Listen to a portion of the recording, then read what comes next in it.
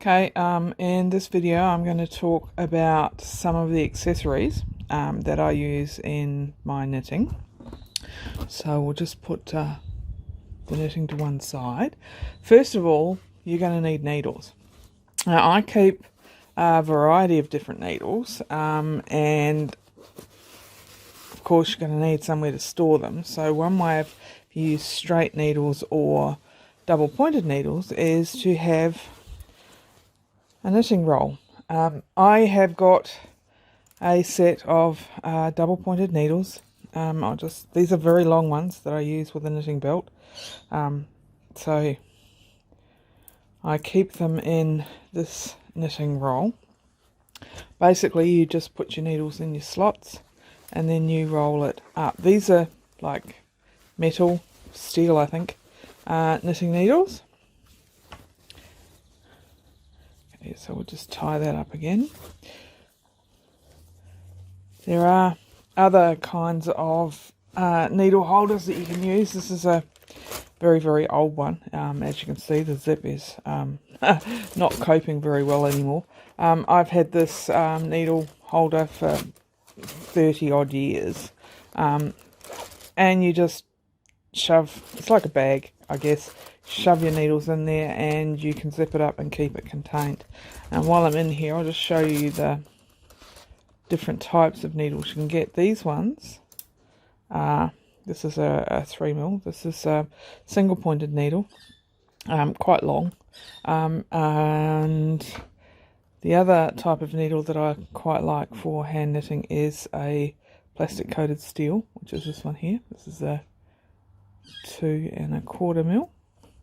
Then you've got, let's see if I can find, these are just plastic needles. That's a 5mm. As you can see, I've got quite a old collection of needles here, and some of these are older than my kids. And, my eldest is now in his 40s, so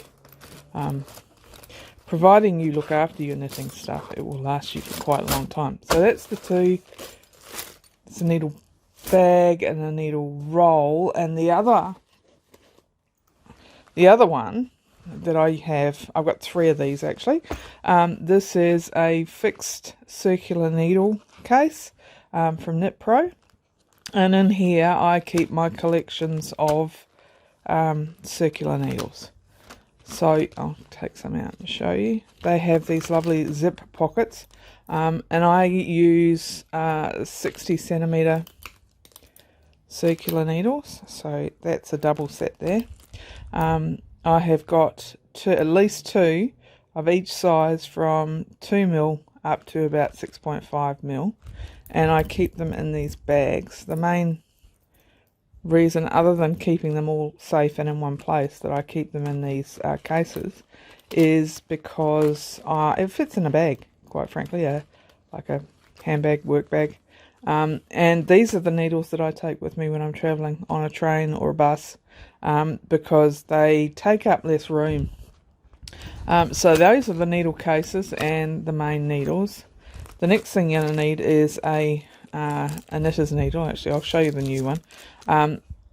These come from Birch, and you get 2 sizes. You get like a tapestry size needle, and you get this slightly finer one. That's the one I use most of the time for sewing up my knitting.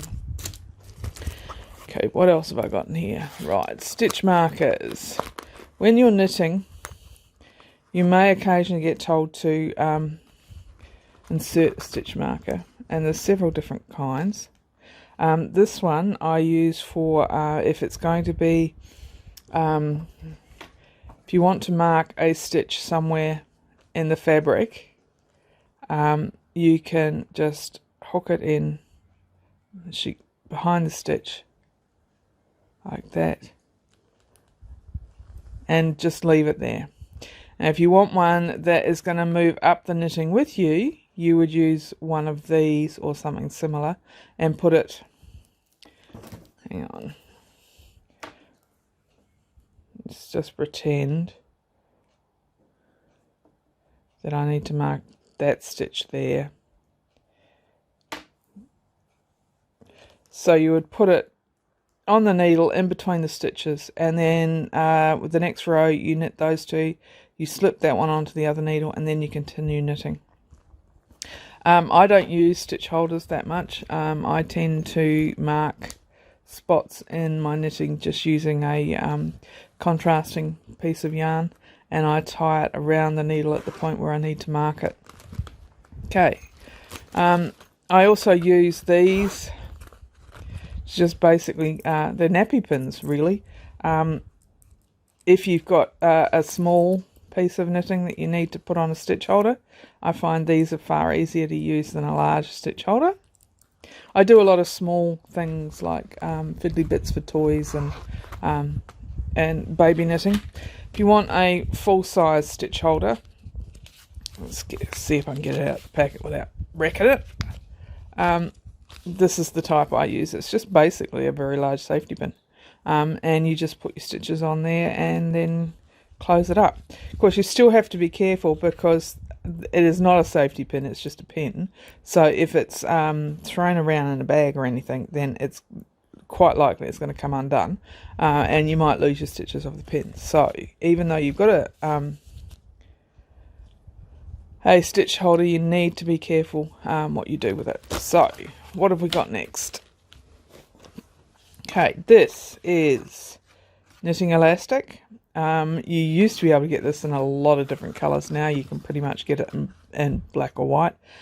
Basically what you do, use this for ribs or waistbands or somewhere where you need a little bit more stretch than you get from a normal rib, and you just knit it together. So you would have your thread of this and you would hold it with that, and you would knit the two of them together. So that's those two. Okay, now cable needles. These come in packs of 2 from Birch, 2 different sizes, one for finer work, one for heavier work, and basically you use these for manipulating the order of your stitches when you're knitting cables. I'll talk more about that later in another video. Okay, row counters. Basically what you do is you put this on the end of your needle, and every time you do a stitch you just turn it one turn, and here are the numbers, and it just keeps count of your rows for you. Knitter's gauge. This is a small single one. Basically what these do is, if you've got like for example with my double pointed needles, they don't actually have numbers on the ends or etched into them. So you can use one of these to work out what the gauge is. Now I know this needle is a 4.0, and as you can see it fits nicely into that hole. It won't go any further than that into the 3.75. So I know it's not a 3.75, and it's too loose in the 4.5, so it must be a 4. Very handy to have. I usually keep one of those in one of my cases. I'm not sure which one. Oh, there it is. In there, just in case. These circular needles are my lace needles. They are the less of a bump here, and they are steel, so they're stronger, but they also don't have the size etched into the needle, so I keep the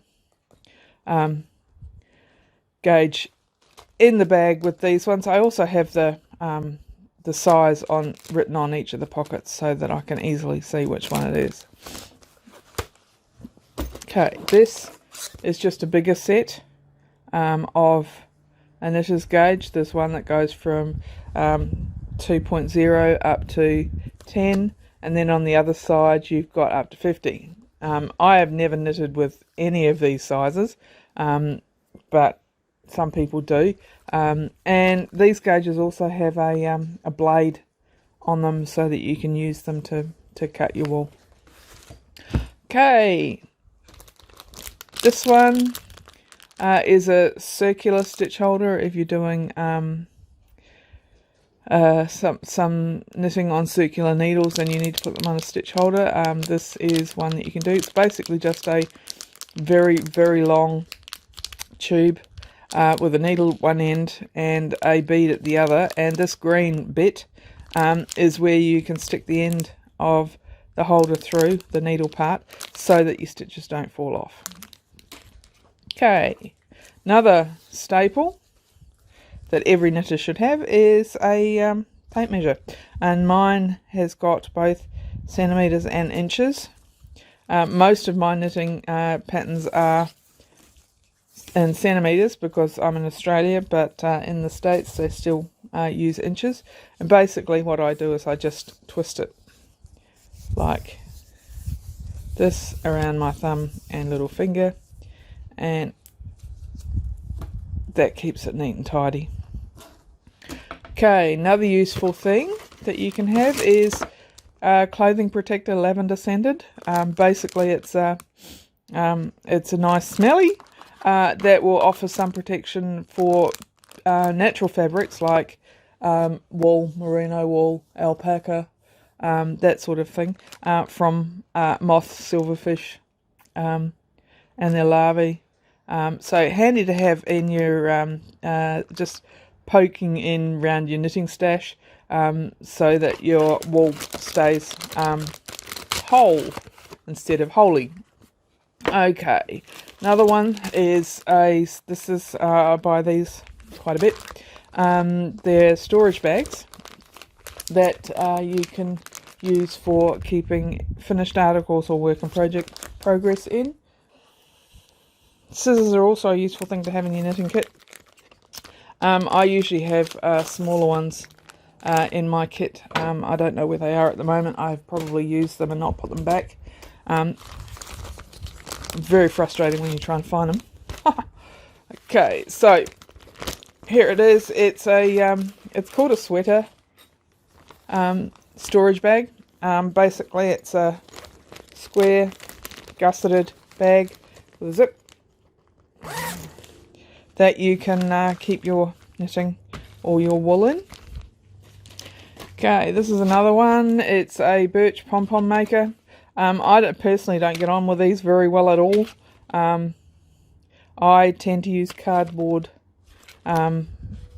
jigs for making pom-poms. I find it a lot easier. Right, the next thing I've got is this sort of thing. Anybody guess what these are? If you want to block gloves, these are pretty much ideal. I got these from a lady who has a store on Etsy. She's actually from the Ukraine, I think. But these are Perspex plexi stuff that are laser cut as jigs for blocking either mittens or, when you add the thumb bits, gloves. You can also get jigs for blocking socks, which is quite handy. And the other thing that I will show you in another video is the equipment that I have for blocking shawls, sweaters, stoles, that sort of stuff. Okay, so that's a quick rundown of the main accessories that I use. There are probably others. One more. Got them on these double pointed needles here. Point protectors. I tend to use them when I'm knitting with the belt or the knitting stick. Basically what you do is you stick one needle into your belt and work the other end, and the other needle is like moving around. So basically I put the point protector on like that on the end that I am not working, and I'll be working with the other end just to stop your stitches from falling off. And that's about it.